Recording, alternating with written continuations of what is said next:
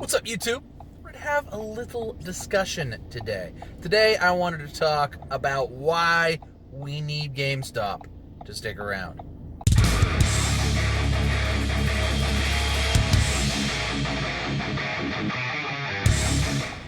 So, if you browse YouTube much, you'll find that there's a lot of hate for GameStop, and some of it's probably validated, some of it feels like it's made up, and a lot of it seems just sort of overstated. Gamers as a whole tend to be very opinionated, very unforgiving kinds of people, and tend to put a lot of blame on things where it doesn't necessarily belong. That, and GameStop is a retail store, and for people who used to work in retail, or if you've ever worked in retail, that working retail absolutely sucks. So GameStop actually lost money last year. They didn't make any money. Yes, think about that. That's why you probably had 8 GameStops in your town, and now you've only got 3 or 4 or something like that. Because they had to close a bunch of GameStops because they lost money. So why is GameStop losing money? Well, digital downloads are a thing now, and you get free games because you have to buy PS Plus or Xbox Gold, so you get free games on that. So you've got games to play. Some of us have more games than we could ever play. On top of that, GameStop sort of doesn't really give you any money for trading stuff in. This sucks too. Sometimes they do. They'll let you, hey, if you trade in 3 games in a system, we'll give you this new system for like $100 or something like that. A lot of times, they have promotions and stuff, but if they're not having a promotion on trading games in, it's a bad idea to trade in anything at GameStop because they'll give you like $2 a game, if that much. And that's, it kind of sucks. You get more at the exchange or on eBay or something, but for a quick turnaround, it is what it is, I suppose. You can talk all you want about their business practices on the pro memberships and this, that, and the other thing. I've always found those to be very worthwhile. I always use them to their full extent. But I think that's kind of the thing, is that I'm savvy about it as opposed to being, just have it be a thing that I pay $15 a year for that I never use. Now, usually after I pay $15 a year for it, I immediately will use, or I'll wait to use the buy 2 games, get 1 free. Although that promotion's on right now for anything new anyway. But it's like buy 2 used games, get 1 for free. And I'll usually buy 2 $50 games, get another $50 game for free. I try to roll it over usually right around now or right after Christmas, like when stuff comes out, so I can get like a couple of the newest used things. I used it, I think, actually for some Christmas shopping this year for the kids. But it's still there are good deals to be had at GameStop, is what I'm trying to say. So why do we need GameStop to stick around? Well, first and foremost is that we need brick and mortar stores for stuff like this. Now, I realize digital downloads are a thing, but me particularly, I enjoy having a hard copy of things, especially with the Nintendo Switch and how that works, and how it doesn't have a ton of memory, and you sort of want physical copies, particularly for those games. Digital downloads aren't always going to be the best thing because you can't always download them all on there and have them immediately accessible. So for stuff like that, I think physical copies are still important, at least for this generation. Who knows what happens? We'll see how well Google Stadia does and all that streaming stuff is concerned. But at the same time, I'm a little bit I'm leery of that. That's what I'm saying. I'm a little bit leery of how well that's going to do and how much it's going to work, if it works well at all. We'll see. Additionally, retro games. Like a lot of times, now they're getting better about them being on, certain services where you can have retro games. PlayStation's got their streaming service. Xbox has theirs. Stadia is going to exist. I don't know if there's going to be any subscription with Stadia, and besides the subscription they're going to have. And they've said, I've heard that there'll be some games, but all I've really heard so far is that it's just going to be Destiny for now. So I don't know if that's really worth it. I'm not a Destiny guy. So I don't know that would be something that I'd be super into. But we'll see what their library ends up looking like. But, so there's some that are available, but not everything is available. A lot of PlayStation 3 games, not available. A lot of PlayStation 2 games, not available. And the only way you're actually going to get this stuff, retro stuff, and stuff that's old, previous generations and what have you, is to buy the physical copies of it. Now, even GameStop is sort of trying to wean down and weed out a lot of the physical copies of older games, but still at this point in time, that's stuff that, you might want, especially if you have kids, it's new to them. So having a brick and mortar store is still a really good thing.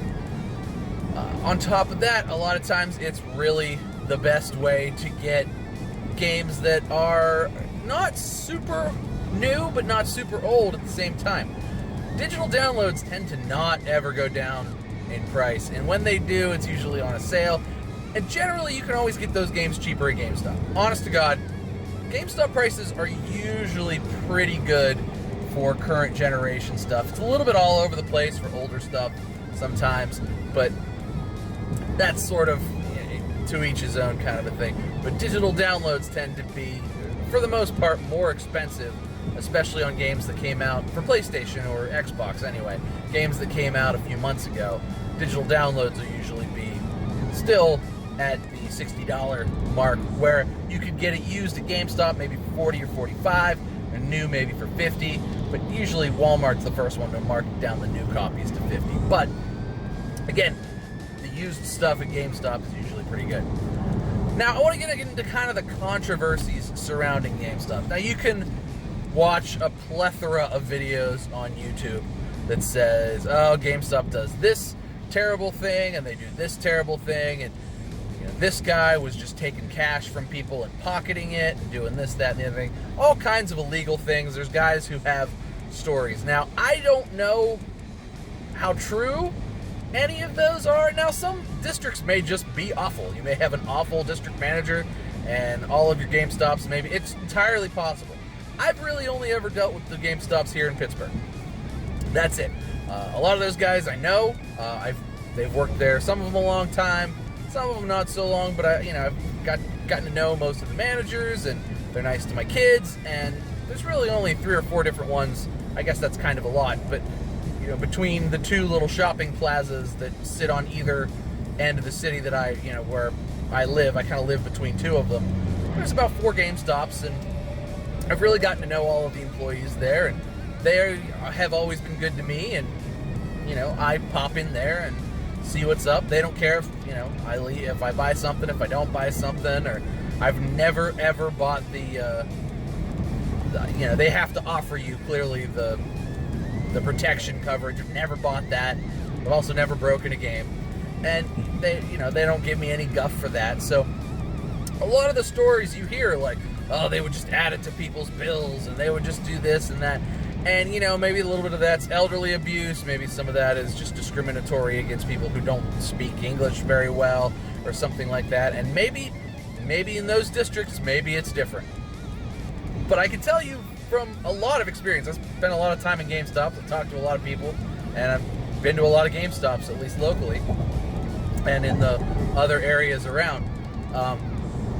I've never, ever seen or experienced anything like those horror stories that you see on YouTube. Never once. And I've been going to GameStop since, they bought Electronics Boutique and Funko Land and stuff. So it's been a long, long, long time. And so you're thinking probably pre-PS2 era. I've never seen anything like that happen, ever. I've had friends who've worked at GameStops for periods of time, usually summer jobs and what have you. They've all had relatively positive experiences, as positive as you can have for retail.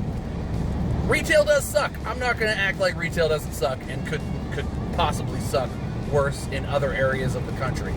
But retail is retail.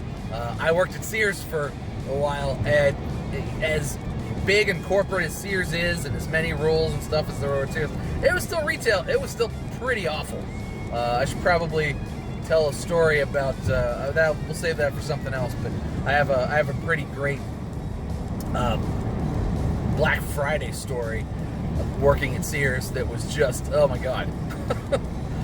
What a fiasco that is, working retail on Black Friday. I think that was the last day I ever worked.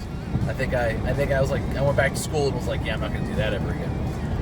But yeah, retail sucks, and retail is probably the worst. I'm sure retail at GameStop sucks, but games are fun. It's nice to be able to talk about games and play games, and being able to do research for work, playing video games. Seems pretty cool. So, I don't know. I think we need GameStop, at least for now, until they make it all digital and they make it all a subscription service and they just bill us every month.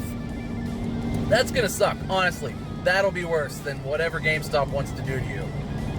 The switch from physical copies to pure digital, that they can take away from you at any time, but also make sure they charge you $60 a month, or $60 for every new game, and then $15 a month for subscriptions and all that other crap when they're sucking money from you monthly. That's going to be awful. That's going to be worse than this. So yes, does GameStop need to get better? Should they get better? Yeah, they probably should. They need to right the ship. Maybe they don't need, maybe there doesn't need to be one both at the mall and then a physical brick and mortar store that's like half a mile from the mall. Maybe that doesn't need to happen anymore. Maybe just confine them to malls and not malls and then extra stores outside of the malls. Up until like last year, there were literally in Robinson Town Center, which is our little shopping plaza, there were four GameStops. There was one in the mall. That one's still there. They opened a new one at the Point. That one's still there. And then there were two that had sort of legacy been around. One of them was a Funko Land, and the other one was a electronics boutique. And they were sort of legacy stores that had just been around a long time, and it had the leases. And so those two were like at the town center, and then the other one was also at the Point. So you could be standing in front of one GameStop up on a hill and looking down at another GameStop at the bottom of the hill. So maybe, and there's still two out there. There used to be four. So maybe you don't need that many GameStops, and maybe they could still cut that back a little bit and get better. But I still think that having physical brick and mortar stores, the Exchange is good too, but those aren't everywhere. They're not as widespread as the GameStops are. Having physical brick and mortar stores, I feel like, is still a necessity, and way better than the alternative for us, the consumer of games, because the alternative is just purely whatever digital stuff they want. They don't have to compete with GameStop. It's just whatever they want to force us to pay for stuff. Oh, you don't like it? Oh, well then I guess you can't play it. And that's going to suck. So that's kind of, I think, where we're headed with that. So there's a lot of hate online for GameStop. Some of it may be warranted. A lot of it, I think, just gets chalked up to it's retail. Retail sucks. Some sucky people in retail too. So tell me what you guys think down in the comments. GameStop get too much heat? Is it all blown out of proportion, or am I looking at it through rose-colored glasses and GameStop actually is the evil one? But let me know down in the comments. Thanks for watching, guys. Cheers to you. I'll see you next time.